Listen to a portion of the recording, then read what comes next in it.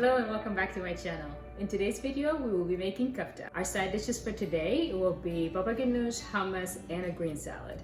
And we'll be serving everything with pita bread. You can also serve it with rice or with couscous. You may also serve it with a quinoa salad or a different variety of side dishes that you might like better.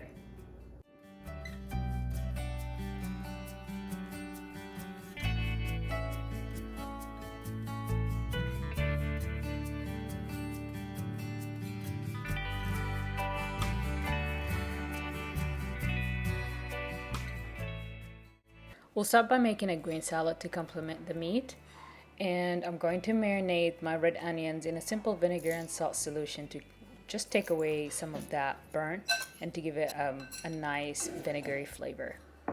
Alright, so for today's kafta we are using 2/3 ground beef and 1/3 lamb. I've asked the butcher to give me more fat than he usually would, but this is what I got. It looks like it has the same amount, but lamb generally is fattier. I'm going to first add finely shredded onions. I've added sweet pepper, orange sweet pepper and yellow sweet pepper. It's what I had in the fridge. You can also substitute it with either sweet red pepper or de-seeded, slightly warm pepper. Add this here. Many kafta recipes use just parsley or just cilantro. I'm not a big fan of parsley, but I still wanted to try it, so I'm using half parsley, half cilantro ratio, and like all my recipes, I'm putting ingredients and ratios down in the description box. After adding all the ingredients together, mix well by hand. And by the way, I run each of these ingredients through the food processor first and drain as much fluid as possible from the vegetables. You may chop these by hand, but I find that after running them through the food processor, I was able to get the meat to bind much better to the skewers and stay on the skewer than if I had chopped them by hand. And you would still be able to grill them, you just won't be able to get them on a skewer. You'll have to create patties or like long dowels with the meat and grill them that way, or use a frying pan to cook the meat or bake them in the oven. It just might be harder to get them to stick to a skewer, and honestly it was a time saver to use the food processor, and I had a much better results than when I chopped by hand. I'm not that skillful with the knife, and I don't really have the ability to fine chop things. So before I started, I pre-soaked the skewers in water for about 20 minutes, and that was not enough time. The tips of the skewers did burn out while I was grilling, which was okay. It just was harder to handle the skewers afterward when I was trying to get the meat off. So I would suggest soaking them for about 30 minutes to an hour before you start. The orange fluids that I have on the side that I'm using to keep my hands wet, to help the meat not to stick to my hands while I work it, are the fluids that I drain from my vegetables. You may also use plain water or oil. I prefer using the fluids I extracted from the vegetables. It's just my preference. I use 3 skewers to just give the meat more surface to stick to. And to be honest with you, this is the first time I tried this technique, and as you can see, I put more meat than I should have on a skewer, but no problem. Just keep working at it and try to work it to where you can get it to an amount that you know it won't fall off the skewer as you try to grill it. And when you think you're done, pinch out the top and the bottom so that it won't burn off, just like that. And it will be easier for you to just slide the meat off the skewer when you're done grilling.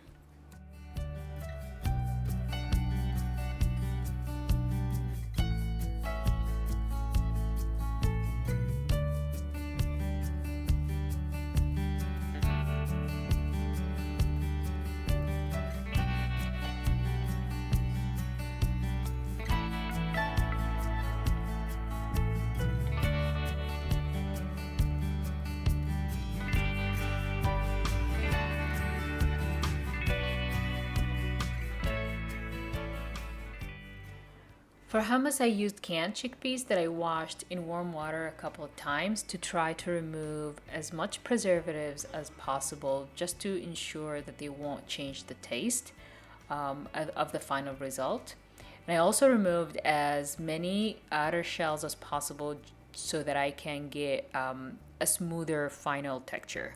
I added garlic as a personal preference, and I rough blended everything together for about a couple of minutes and added olive oil and a couple of spoons of water as needed, just to make sure I reach the consistency that I was aiming for.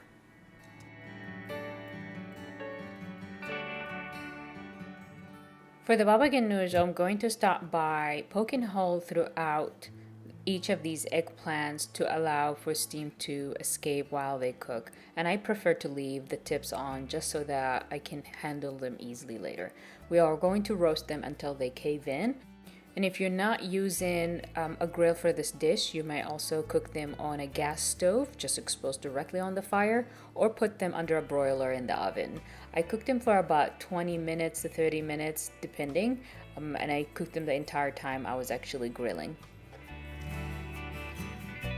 So I started the grilling process by spraying the grills with olive oil. You can brush the oil on as well. I just wasn't confident that I had enough fat content for my meat not to stick to the grill, so I did spray them. I used the fluids that we extracted from our vegetables to baste the meat as it grilled. As you can see, the eggplants have started to cave in, but at this point they were still not ready for me to remove them from the grill. It did take these a little longer to cook because I had the lid on the grill open while I monitored the meat. But normally it would take about 15 to 20 minutes on each side if you had the grill closed, or if you had them directly on an open flame. And actually, if you had them directly on an open flame, like on a gas stove, it would not take as long as it took me on the grill. Regardless, the time it took for me to grill them was almost the same time it took me to finish cooking the meat.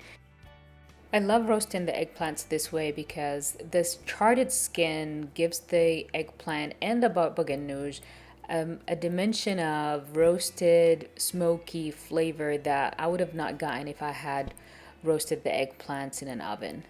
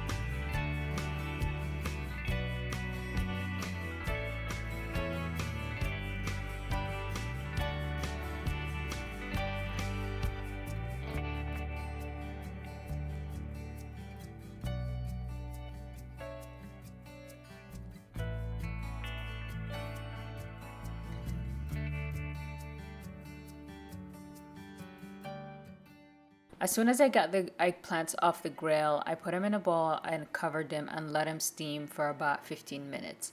This made it easier for me to peel the skin off the eggplant later on.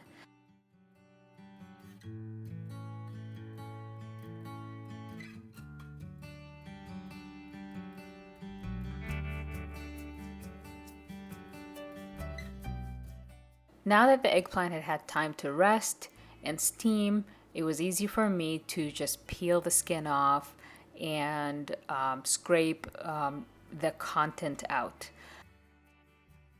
I next used a sharp knife to chop the eggplant to small pieces and repeated the process a few times until I reached the consistency I wanted.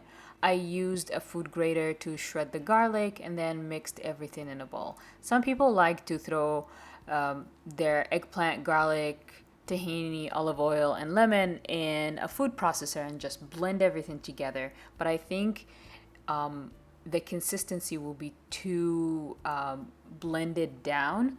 I like to have some roughly chopped pieces of eggplant in my baba ganoush rather than to just have it way too creamy. You also already have a creamy hummus. You do want to create different dimensions in the dish you created. You don't want it all to be the same consistency.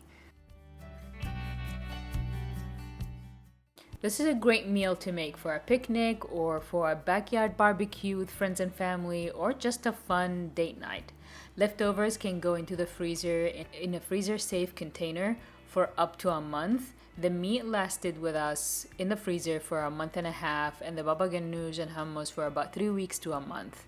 I hope you enjoyed watching this video, and I hope I taught you something new today. Please give this recipe a try and leave me a comment below with how it turned out. I would really love to hear about your experience. Please like the video, share it with your friends and family, subscribe if you haven't subscribed, and click on the bell icon so that you will be notified when I post my next video. Thank you for watching, and I'll see you next time.